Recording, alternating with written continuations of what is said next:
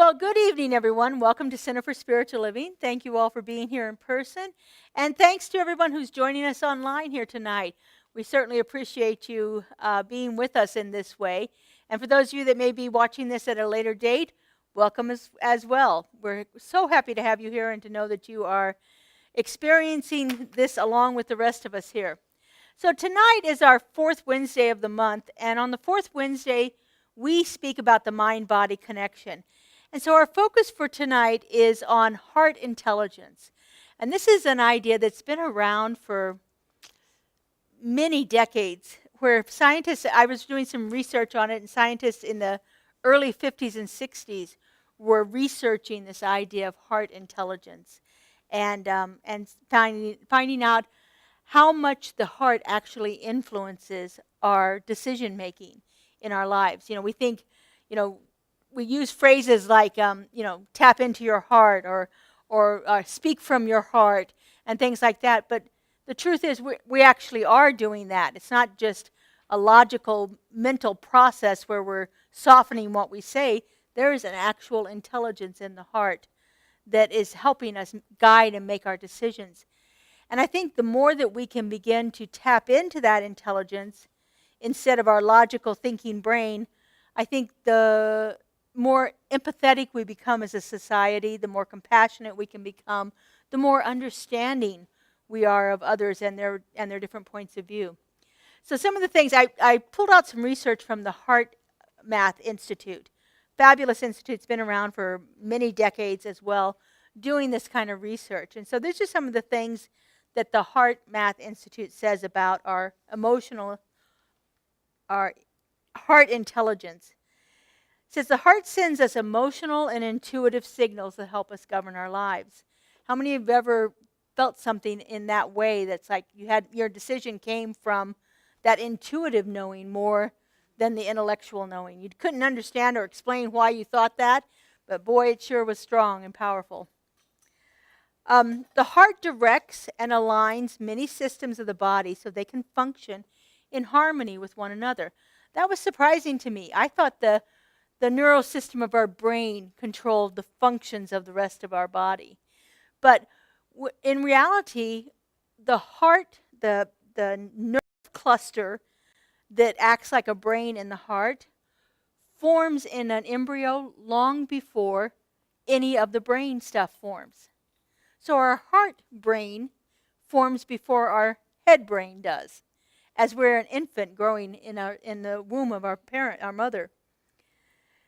So it has already taken on that role of providing information to other body systems in our development. And so it's just naturally continuing on that role.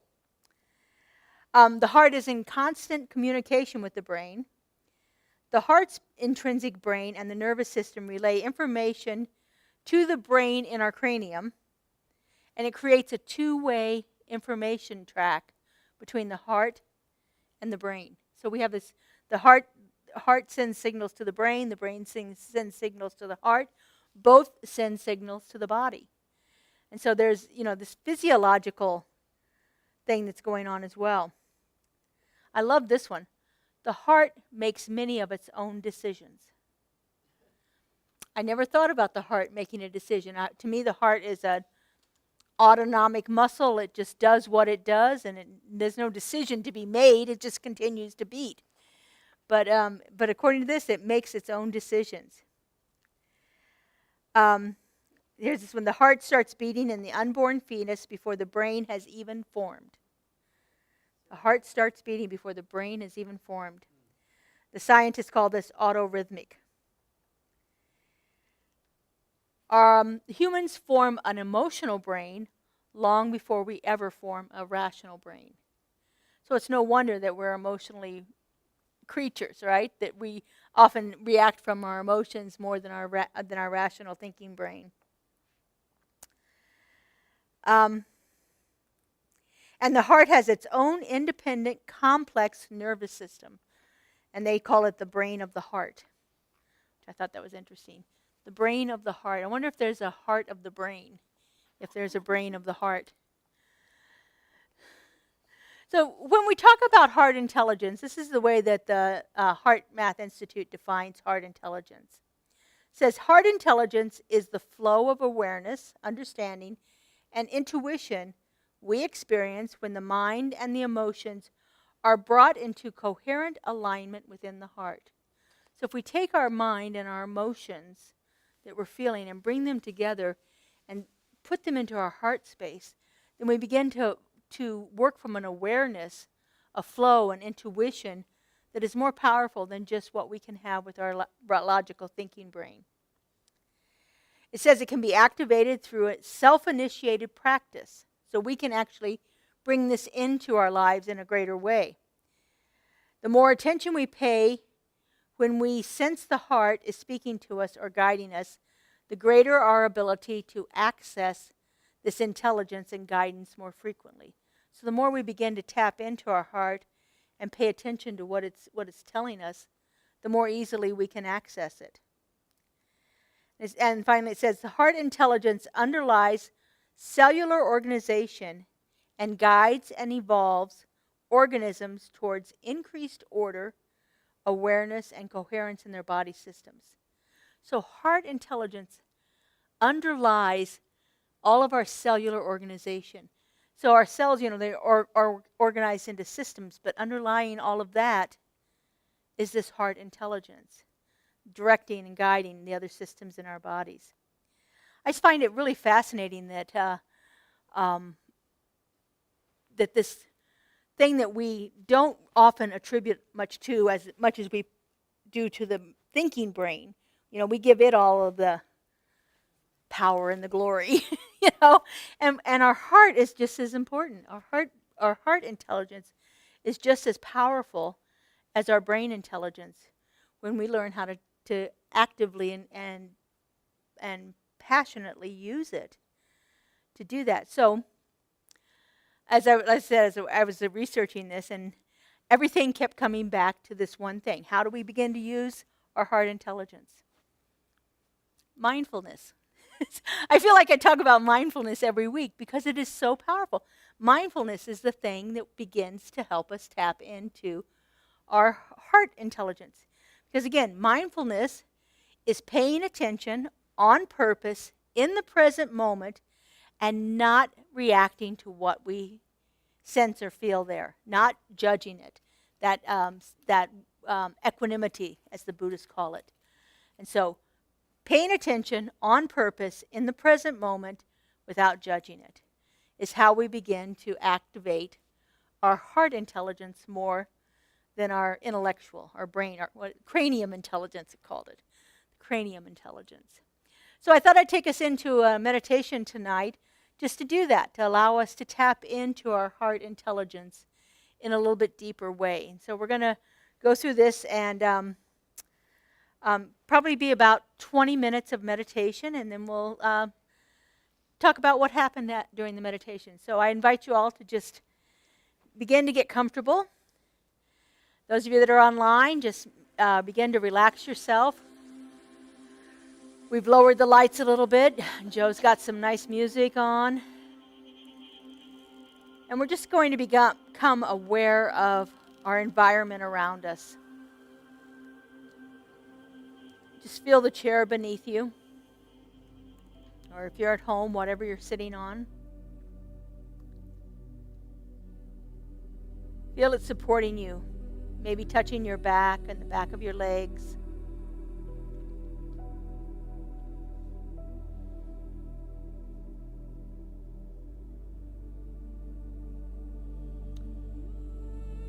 Just notice how your body connects to the furniture, to the floor. Notice how your hands or arms feel touching your lap or your legs, wherever you have them. Just feel that gentle pressure, reminding us that we are completely safe, perfectly grounded and supported. all is well in our world.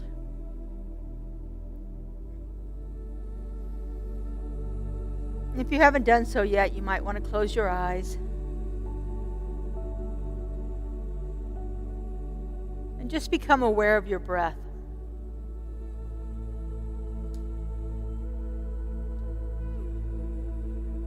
It isn't necessary to change it or try to make it deeper or more rhythmic. Just notice how it flows in and out. Feel the sensation as it moves into your body.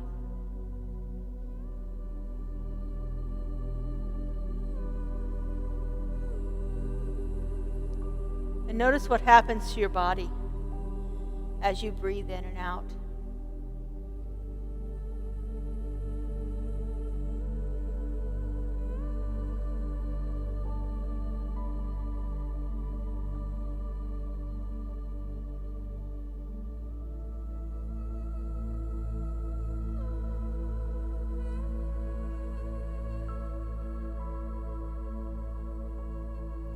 And just begin to gently scan from the top of your head down to the soles of your feet. And as you move through your body, just notice anything that's calling your attention to it. You might have a little bit of tension or tightness. There may be a pain or a strain. Just spend a few moments with it, allowing your breath to move into that area.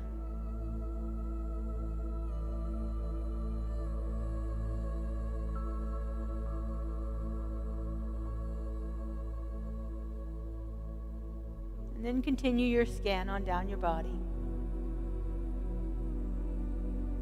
into your neck and your shoulders,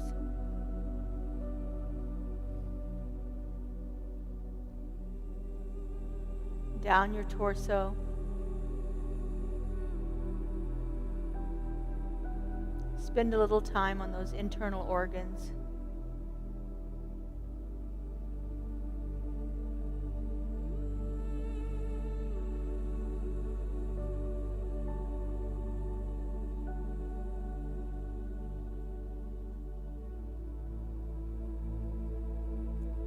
Maybe express a little gratitude for the perfect functioning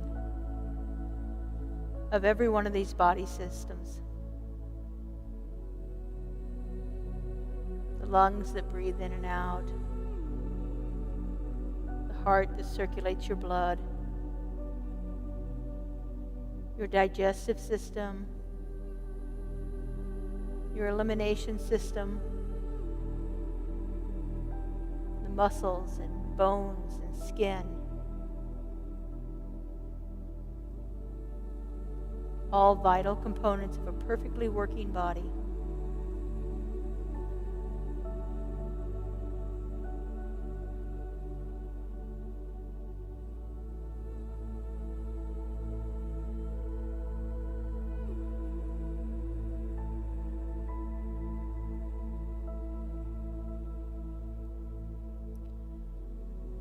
Now bring your awareness back to your heart center. I like to think of this as the place behind my sternum, my upper chest, where my lungs and heart reside.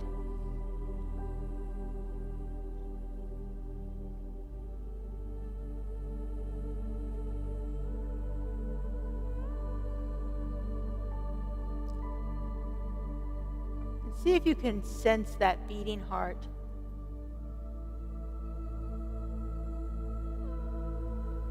That masterful organ that regulates so much of our body.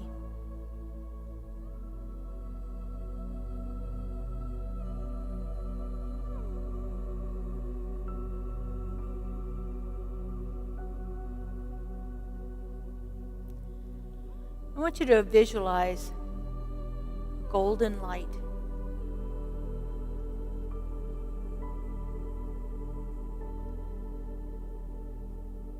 color that is warm.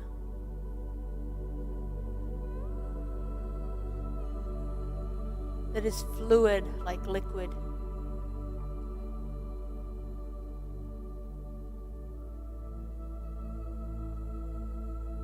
Just imagine it surrounding the heart.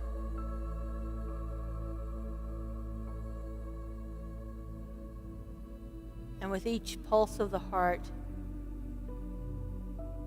that golden light spreads out further and further, filling up your chest cavity.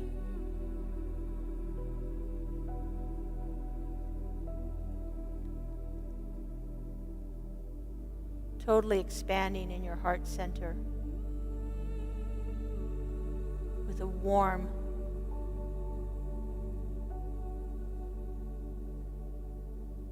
fluid,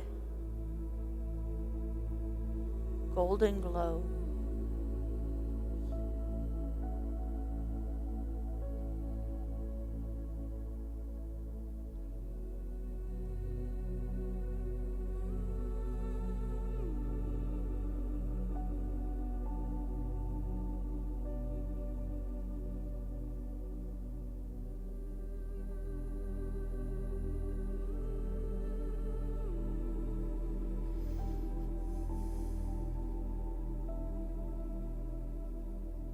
And just allow it to continue to expand,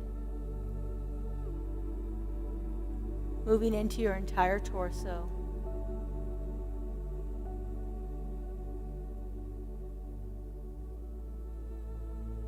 Carrying with it all of the wisdom of the heart, the intuition, the compassion, the empathy, everything that is the very nature of heart intelligence is spreading out from your heart center, flowing through your entire body.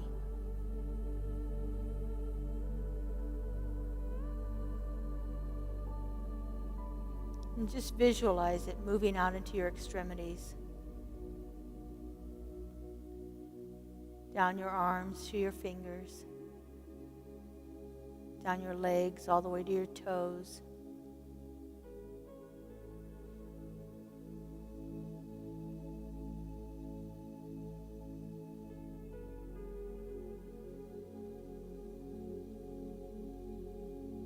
Imagine that golden glow lovingly bathing every cell in your body.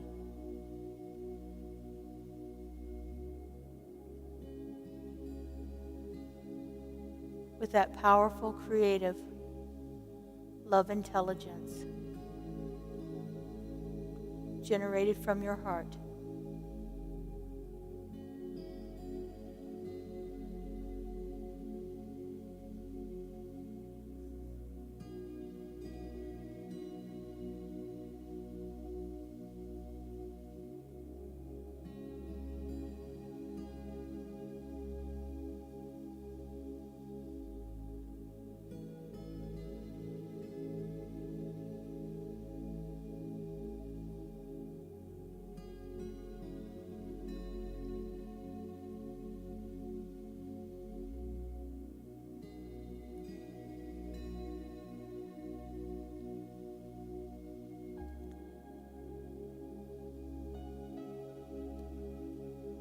And as we just simply rest in this warm glow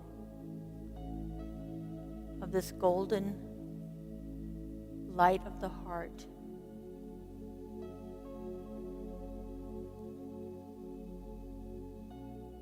ask yourself, what is up for me right now? What thoughts or ideas are present for me in this moment? Remember, as they come up, allow them to be without judging them.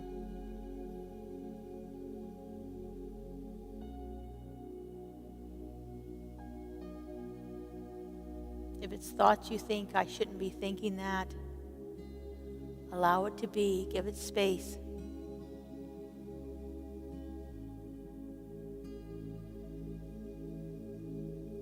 Be fully present with whatever comes up.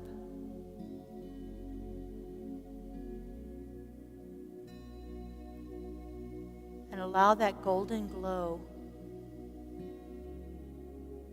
to simply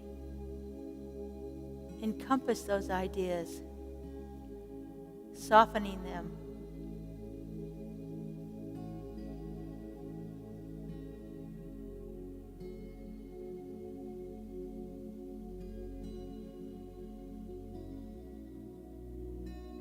And ask your heart center, what is this about for me?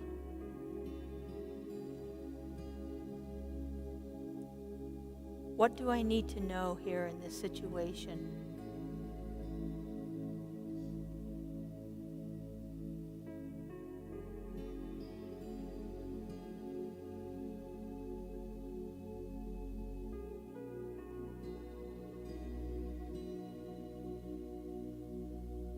And just listen deeply. Remaining fully present with that golden glow of light.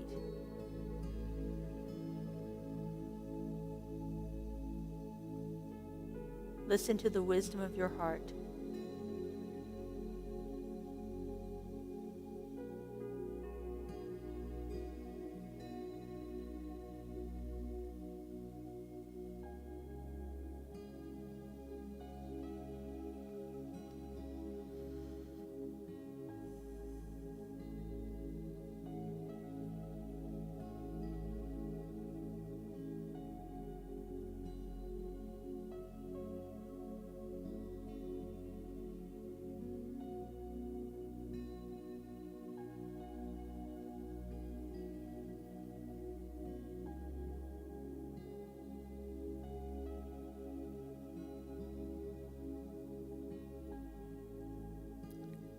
Now ask yourself, is there anything I need to do?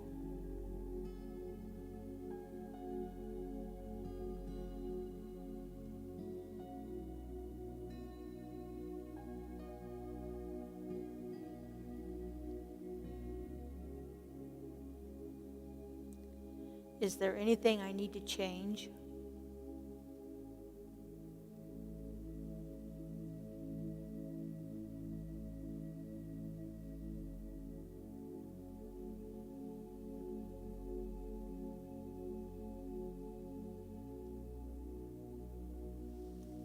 Is there anything I need to let go of?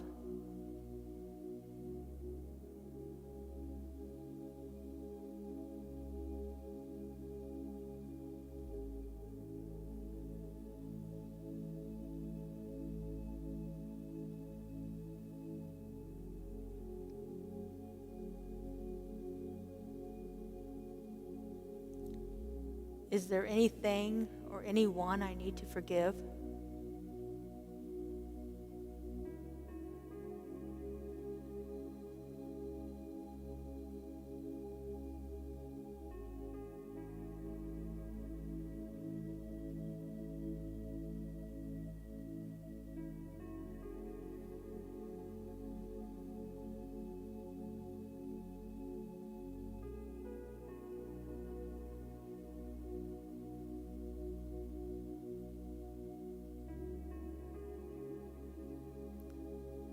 Where can I be more grateful?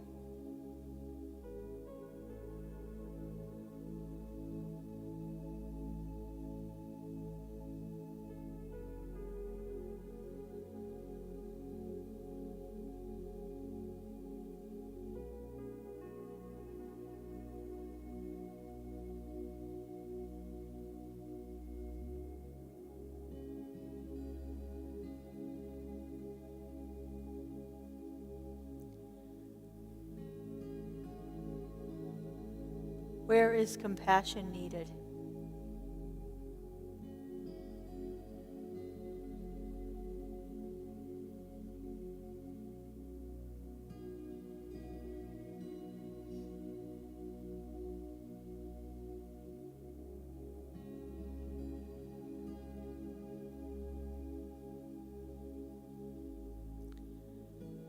Where can I show more love?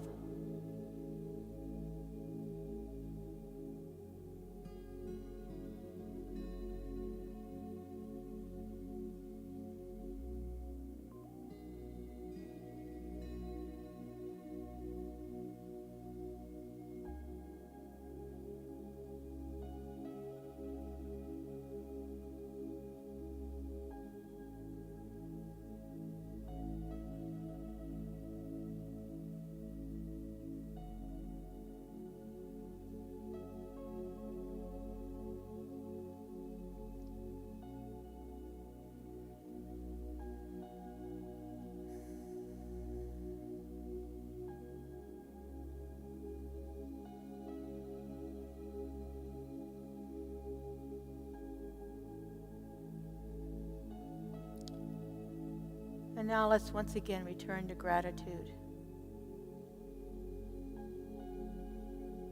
For the perfect functioning of this amazing body.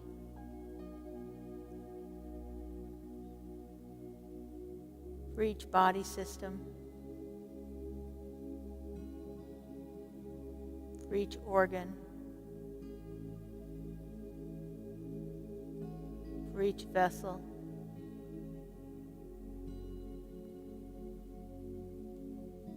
For every cell that makes up this incredible human body our soul has chosen to inhabit.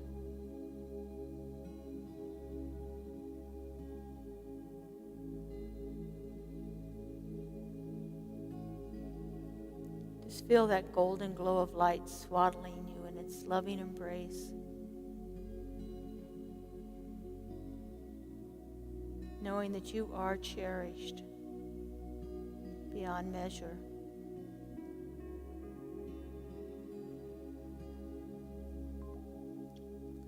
You are loved by an intelligence that transcends time.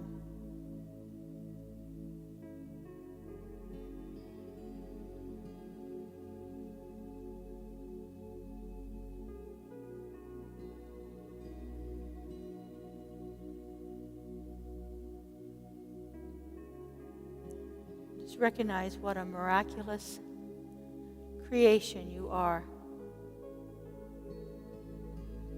Out of all the trillions of possibilities, Spirit chose to create you.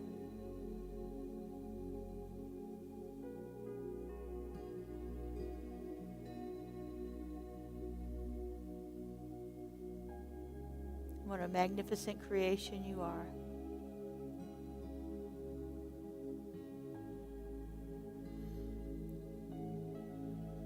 So let's just take in a couple of deeper breaths. Just oxygenating every part of our bodies. Waking up those places that have become still. Maybe gently moving.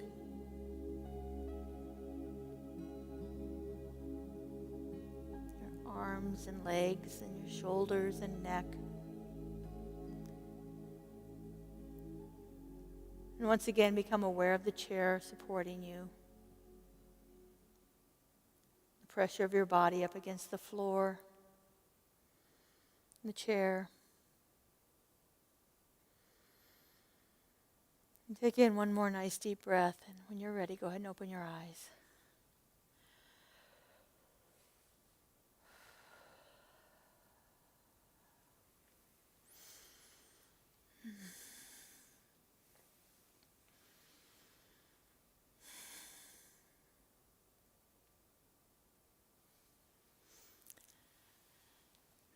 So did anything come up for anyone that they'd like to share? We have a couple of microphones. If you'd speak into the mic, that would be great.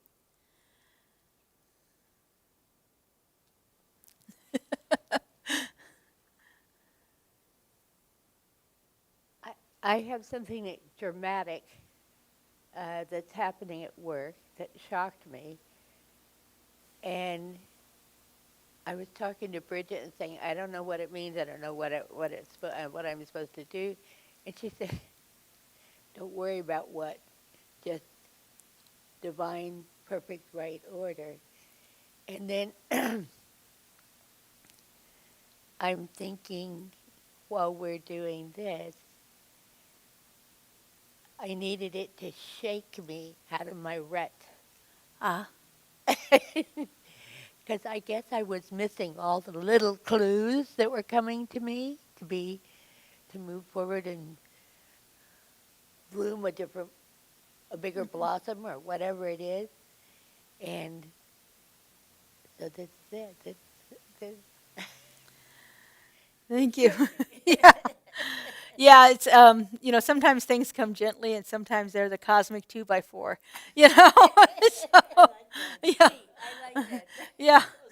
If you've ever had that moment when you feel like you're in a deep sleep or something and you get hit with something, that moment where your body just reacts in that way, it's just like, whoa, okay.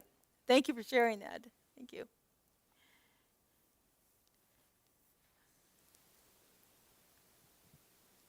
I'll keep it short. Okay.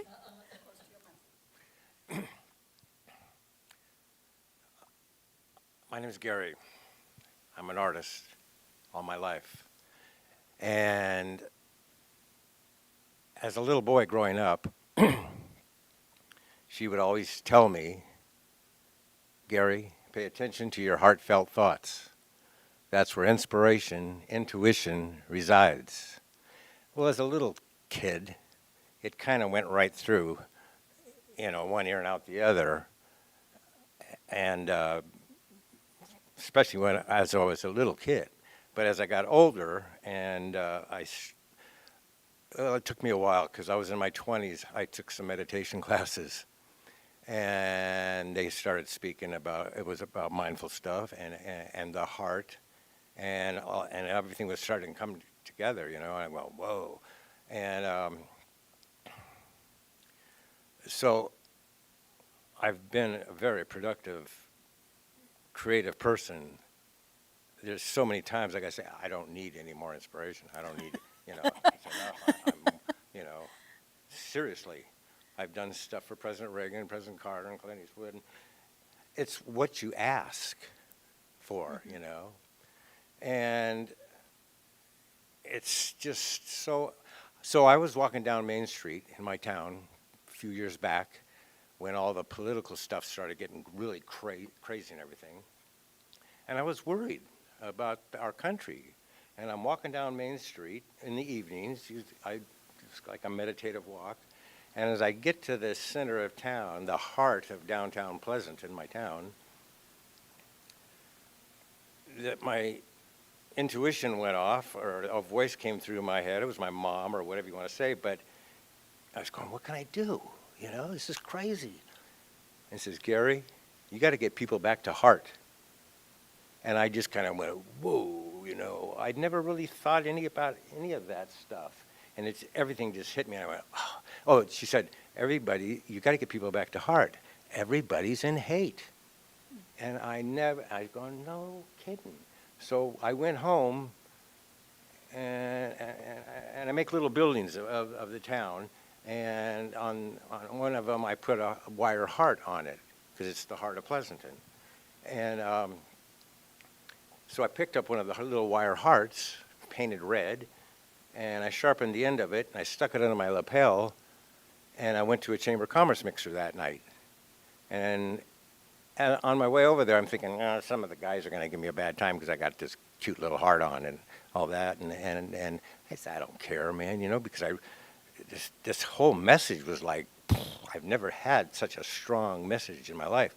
So I got there, and then, too, I was wondering if anybody would even understand what the message, pay attention to your heartfelt thoughts, intuition, and that. And so I got in, and immediately different people started. That's really nice, And hey, don't ask me because I'll tell you all about it. So it's just so important to acknowledge your heart every single day, maybe 10 times. I don't care, especially if you get into if you're having a problem, you're in traffic, or kids are going crazy or whatever. Acknowledge your heart. The more you acknowledge your heart, pretty soon after a while, you're in tune with your heart, man, and the intuition is just loud and clear, and the inspiration is loud and clear, and it's great to be pretty much centered most of the day, and that's all it is. Thank you, thank you. Yeah, you know, so often we react. In the past, I would have reacted with my gut, which I don't know if that's better than my head or not, but it was always a visceral, you know, it's like either my gut's disturbed or, you know, something like that. You know, I'm either worked up or it's like in distress, one of the two. But when I tap into my heart, I don't feel that. I don't get that turmoil over, you know, good or bad. But when it was down here in my gut or in my logical thinking brain, I could judge it either way. Judy wants the mic. My sacred circle, several of us are here tonight because we were looking at a series of videos produced by HeartMath. Aha. And what they called it is heart-brain coherence. Mm-hmm. And they did a study where they had several hundred people, and I don't remember the exact number, it may have been thousands of people, where they had a random generated pictures, some of which were horrible pictures and some which were very caring and loving pictures. And they put sensors on their brain, their heart, and their gut. And what they found out is that the information was received by the heart first before the picture ever came onto the screen. Oh. Then it went to the brain, and then it went to the gut. So your heart knows before it even happens. Before your senses can even Before your receive it. senses can pick it up, before your eyes can see it, or you can smell it or whatever. Right. Then it goes to the head, and this is like in nanoseconds. I mean, it's just, bloop, bloop, you know, faster than I could do that. Then it goes to the head, brain, and then it goes to the gut. So the gut is your third in line to receiving the information. But it does receive the information. Interesting. Hmm. I thought so too. Yeah. Yeah. It was on the Gaia series Oh, okay. called The Healing Yes. Matrix. Very nice. That we had about 20 some odd videos that we looked at and discussed. But when you get your heart and your brain, when you're under stress, your heart's going like this and your brain's going like this, and they're doing it at different times. Mm-hmm. When you take and become mindful and particularly focus on loving and gratitude around the heart, then your heart and your brain get into sequence. That coherence. That coherence. And then's when you are in the zone, so to speak. You're thinking fully and completely. I'm wondering if the brain and the heart being in coherence would have a more positive effect on the gut. Oh, yeah. Yeah. If the brain and the heart are out of sequence, then probably has a negative effect on the gut. Mm-hmm. That's interesting. Yeah. Which may be why you don't have the gut Right. intuition anymore, because you're going to heart Heart. and brain. Yeah. Interesting. And my intuition, my meditation was very practical. It told me, make sure I send Scott the second part of the Gourmets for God. Okay, I Okay, will. I will. Again, being mindful in the present moment and not judging it. It's like, okay. Sometimes we just need to know that. I have to pick up milk after dinner. You know? Whatever that is. Anyway, anyone else? No, but I'd like to say something to Gary. Can you use the mic? No. This is, Gary, the next time you say you don't need any more inspiration, you don't need any more creative, would you please say, universe, send it to Bridget? But all you have to do when you feel like that is ask. Yes. You know, I was sitting in front of the TV one night in 1981, okay, and President Reagan was just inaugurated, and we were just watching they had bits and pieces of the inaugural ball. And I'm just sitting there, and I liked the guy, you know, he's kind of a Western guy and yada, yada. And the thought went through my mind, and even back then, you know, I was like 30 years old or so, but even then, I was paying attention to my thoughts, you know, and throwing the negative ones out. But this thought went through my mind while watching the news, and I said, I wonder how I could have dinner with the President of the United States. That was the thought, right? I think a lot of people are going, that's crazy, that's stupid, whatever. And so it was a very strong thought, you know. And I stood up and looked at my wife. We'd only been married about a year, so she didn't know me.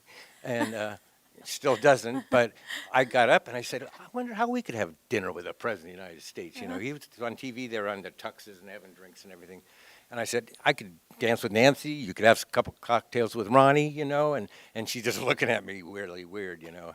And so I danced a little bit and then I sat down, but it was a very strong question. And for the next week or so, I'm driving along or whatever, doing things, and how can I meet the President of the United States?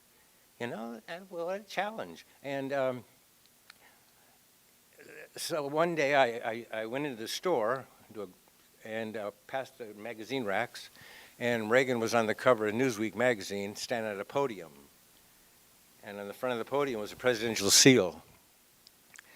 A year before that, I had done a Morgan silver dollar sculpture for our bank president out of nails and redwood. I won't get into it, it's another story. But I did a sculpture of a Morgan silver dollar for the bank president, both sides. And the presidential seal reminded me of the Morgan silver dollar, and I went, whoa, I could do the presidential seal out of, and you know, he's never seen anything like that. And I'll just, what did I say? I'll just give it to him and trade him for dinner. That was my thought. You know, I was going to make it, I'll trade him for dinner. Right. It's that simple, right? And so I went down to the library and I got the design and I came home and I drew it out on the redwood, and then I would put nails in all the lines. You know, I had to drill it all, so it was all silver lines. And I had no idea how I was going to get it to him, but I knew a lot of the reporters in town in the Bay Area, and they were always calling me and asking me if I had anything crazy going on. So I called up Rudy and had lunch with him, and showed him a picture of the piece. And I didn't say anything about dinner, but I said, how would I get hold of President Reagan? He goes, funny you should ask, but I just had an interview with Marilyn Fisher.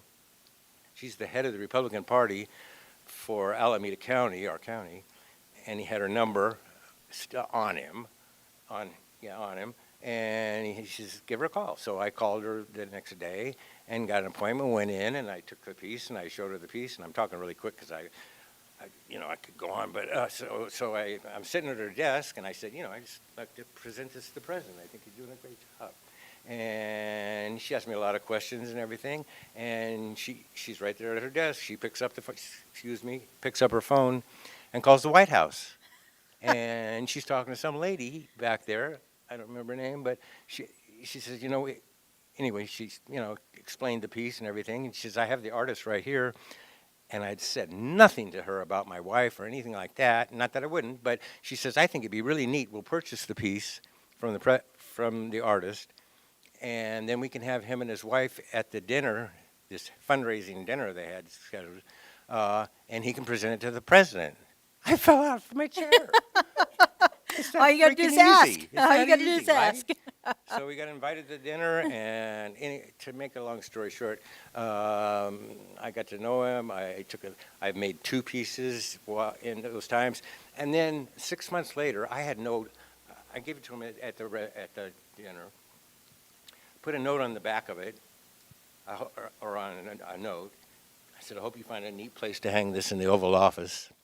And when times get tough, all you have to do is look up and appreciate and realize that if you keep on tapping, eventually a beautiful picture will arise. And that came to me. That wasn't me, because all day long I'm trying to figure out what I could write in the note, and that's how I went, whoa, that's cool, man. So and I found out later, and so 5 months later, a friend of mine calls me from Colorado. They're a few hours ahead, and said, "Gary, watch 2020 tonight. Barbara Walters is interviewing Reagan at his ranch." So we turn it on. My wife's sitting there too, but she's still shaking her head. And here's Reagan and Nancy on horseback coming over the San Ynez Mountains into their ranch. And Barbara Walters is behind them in a Jeep, and you can see it on YouTube. There's a thing on YouTube, Barbara Walters, Reagan Ranch. And then they go down to the house, and they're panning through the whole house and explaining the house, and they get into the center of his house where the fireplace is and everything. And above his fireplace hangs my piece. Beautiful. And they zoom in on it. Again, I fell out of my chair. Yeah, thank you. That's wonderful. Anyway, Beautiful. Yeah. Ask me later on, and I'll tell you the rest. Pay attention to your intuition Pay attention to your intuition. Pay attention to your and heart. ask. And ask the questions, you know. There's something very powerful. Next month in our Sunday talks, we're going to be talking about living in the question. That's the theme for May. So the question is so powerful. Ask the question. Ask the question. Ask the question. And listen deeply. Listen to our hearts. Well, I want to thank you all for being here tonight. It's been wonderful having a discussion with you and a little meditation. Thank you, everyone who's joined us here online. If you like what you're experiencing here, you might consider donating to our center to support us. There are links underneath of the video there, or you can go to our website, which is CSLGLV.org. We appreciate all of your contributions greatly, and we appreciate you being here and supporting us. Thanks so much. Have a great week. Next week, we are walking the labyrinth. So May 1st, May Day, will be our next Wednesday service, and we will be holding a labyrinth walk then. So hope you'll join us for that. Thank you all for being here, and I hope you all have a wonderful evening tonight. Thank you. All right. I think we're good.